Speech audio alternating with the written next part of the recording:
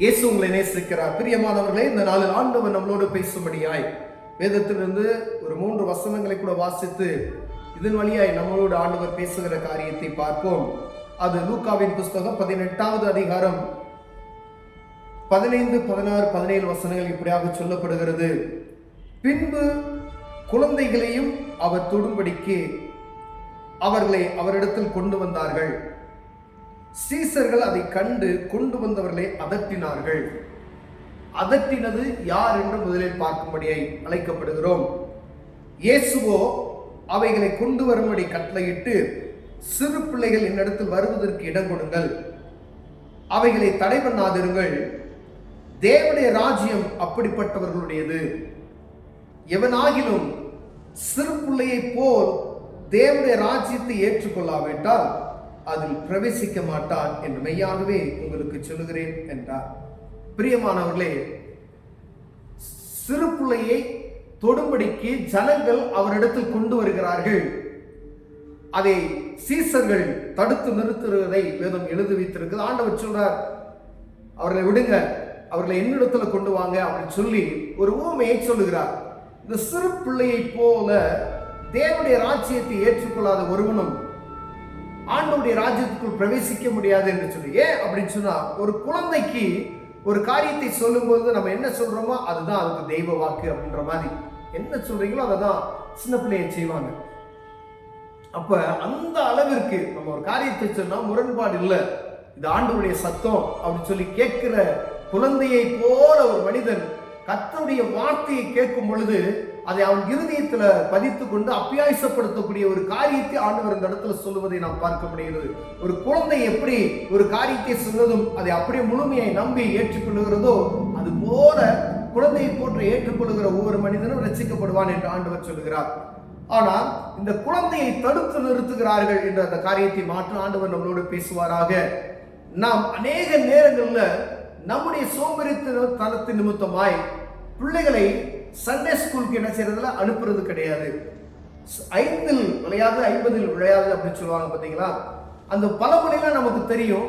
ஆனா ஆண்டவர் பழைய ஏற்பாட்டின் காலத்தில் நம்ம வாசிக்கும் பொழுது ஆண்டவர் செய்த நன்மைகளை, அவர் நமக்கு இஸ்ரவேல் ஜனங்களுக்கு செய்த காரியத்தை வேதத்துல எழுதி இதை உன் பிள்ளைகளுக்கும் உன் பிள்ளைகளுடைய பிள்ளைகளுக்கும் போதி என்று சொல்லிக் கொடுத்திருப்பார். பிரியமானவர்களே, இந்த காரியத்தை ஒருவேளை போதகரோ இல்ல மூப்பர்களோ இல்ல சுவிசேஷர்களோ இப்படி ஒவ்வொருவரும் அறிந்து அதை கருத்தாய் போதித்துக் கொண்டு வந்தோமேயானால் சிறு பிள்ளைகளுக்காக நடத்தப்படுகிற ஊழியங்களுக்கு எந்தவித தடையும் வராதபடி ஆண்டவர் அற்புதமாய் நடத்தி கொண்டு போவார். ஏன் அப்படின்னா, இன்னைக்கு அநேக இடங்கள்ல வாலிப பிள்ளைகள் வழிமாறி போகிறதுக்கும் ஒரு குறிப்பிட்ட குழந்தை பருவத்தை தாண்டி இந்த டீனேஜுக்குள்ள உள்ள நுழையும் பொழுது அவர்கள் வழிமாறி போவதற்கும் நாமளே அதுக்கு காரணமாகி விடுகிறோம் என்பதை ஆண்டவர் உணர்த்தும்படியா இந்த காரியத்தை எழுதி வைத்திருக்கிறார். சிறு பிள்ளைகளை வரும்பொழுது யார் அதட்டினார்? சீசர்கள் தான் அதட்டுறாங்க. அப்ப அந்த இடத்துல ஒரு கமிட்டி மெம்பரா இருக்கும், இல்ல ஒரு தலைவரா இருக்கும், சர்ச்ல ஒரு ஒரு பதவியில இருக்கும் அப்படின்னு சொன்னா, ஒரு சர்ச் சின்ன சர்ச்சா இருக்கலாம், பெரிய சர்ச்சா இருக்கலாம். 1000 பேர் இருக்கிற சர்ச்லயும் ஆண்டவர் தான் இருப்பாரு, 10 பேர் இருக்கிற சர்ச்லயும் ஆண்டவர் தான் இருப்பாரு. 10 பேர் இடத்துல ஆண்டவர் அற்புதம் செய்ய முடியும்னா 1000 பேர் இடத்துல ஆண்டவர் அற்புதம் செய்ய முடியும். இதுல கூட்டம் தான் பெருசு. ஆனா ஒரு குறிப்பிட்ட மனிதன், தனிப்பட்ட மனிதனுக்கு ஆண்டவர் அற்புதம் செய்ய முடியும். 1000 பேர் இருக்கிற இடத்துல ஆண்டவர் அற்புதம் செய்ய முடியும். அதை நம்ம அறிந்து கொள்ள வேண்டும். ஆராதிக்கிறது நம்ம ஆண்டவரை. அதனால கவனமா இருக்கிறோம். நீங்க 10 பேர் இருக்கீங்க அப்படின்னா ஒரு சபை நடக்குது, அங்க ஒரு மூப்பரை உருவாக்கி குழந்தைகளுக்காய் நடத்தப்படுகிற இந்த சண்டே ஸ்கூல், ஓய்வு நாள் பள்ளி அப்படின்னு சொல்றோம் பார்த்தீங்களா, அதை நடத்துவதற்கு தவறிவிடக்கூடாது. வேதத்துல பிள்ளைகளுக்கு ஆண்டவர் எதையெல்லாம் சொல்லிக் கொடுத்தாரோ அதை சொல்லிக் கொடுக்கும்படியாய் ஆண்டவர் இது நமக்கு அழுத்த திருத்தமாய் சொல்லுகிறது நாம் பார்க்கப்படுகிறது. பிரியமானவர்களே, இதை தடை பண்ணுவாங்க. சின்ன பிள்ளைகளை கொண்டு வந்து அதை டிஸ்டர்ப் பண்றீங்க அப்படின்னு சொல்லி நீங்க ஆலயத்துல கொண்டு வந்து பிள்ளைகள் சத்தம் கொடுக்கிறது இப்படிப்பட்ட காரியத்தில் டிஸ்டர்ப் பண்ணாதபடிக்கு அவர்களை எங்க இந்த ஓய்வு நாள் பள்ளியில கொண்டு போய் விட்டீங்கன்னா நீங்க சொல்லிக் கொடுக்காதத கர்த்தர் அவர்களுக்கு சொல்லிக் கொடுப்பார். அங்க அவர்களுக்காய் வைக்கப்பட்ட ஆசிரியர்கள் என்ன சொல்லுவாங்க, சொல்லிக் கொடுப்பாங்க. நமக்கு பிள்ளைகள்கிட்ட நம்ம என்ன செய்ய மாட்டோம், வேதத்தை குறித்து சொல்லவே மாட்டோம், நம்ம அனுபவம் மாட்டோம். அப்ப பிள்ளைகளுடைய ஆசீர்வாதத்துக்கு யார் தடையா இருக்கிறார்கள் என்று நாம் பார்க்கும் பொழுது நாம் இந்த தாய் தகப்பன்மாரே பிள்ளைகளுடைய ஆசீர்வாதத்துக்கு தடையா இருக்கிறோம். பிரியமானவர்களே, எவ்வளவோ சொல்லிக் கொடுத்து வளர்த்த ஒரு பிள்ளைகளும் வழிமாறி போகிறது இந்த நாட்கள்ல பார்க்க முடிகிறது. ஆனா ஒரு நாள் வரும், அந்த நாள் ஆண்டவர் அவனை கைவிட மாட்டார். பிரியமான, ஒருவேளை கர்த்தருடைய வார்த்தையை அவனுக்கு நீங்க சொல்லி கொடுத்துட்டீங்க அப்படின்னு சொன்னா, உங்க சிறு வயதுல இருந்து நீங்க சின்ன பிள்ளையா இருக்கும் போதே நீங்க நேசிக்கிற பிள்ளைனா அந்த பிள்ளையை கொண்டு போய் நீங்க சண்டேஸ் கிளாஸ்ல விடுங்க.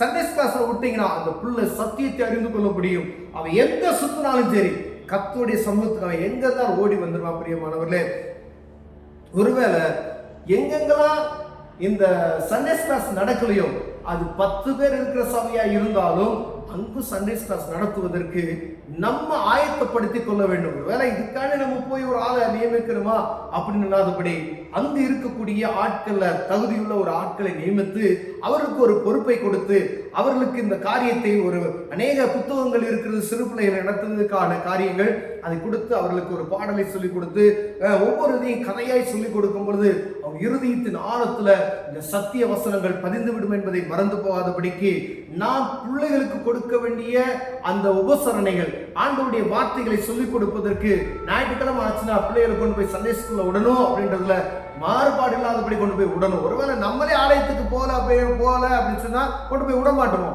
ஆனா பிள்ளைகள் நல்லா இருக்கணும் அப்படின்னு சொன்னா பிள்ளைகளை சண்டே ஸ்கூலுக்கு அனுப்பிடுங்க. கண்டிப்பா ஒருவேளை சண்டேஸ் கிளாஸ் இல்லாத சர்ச்ல கண்டிப்பா சண்டேஸ் கிளாஸ் நடத்தும்னு சொல்லி ஆண்டவர் பிரியப்படுகிறார்.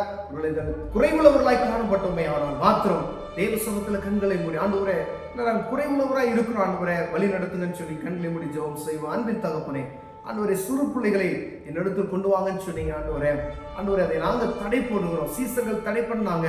ஆண்டவரே அதை என்னிடத்துல கொண்டு வாங்கன்னு சொல்லி ஆண்டவரே இவர்களை போல ராஜ்யத்தை ஏற்றுக்கொள்கிற ஒருவனும் பரலோகத்துக்குள்ள வர முடியாதுன்னு சொன்னீங்களா. ஆண்டவரே பிள்ளைகள் கற்றுக்கொள்வதற்கும் ஆண்டவரே சபைகள்ல புரிந்து கொள்வதற்கும் தேவனுக்கு உதவி செய்வீராக. இயேசுவின் நாமத்தில் பிதாவே, ஆமென்.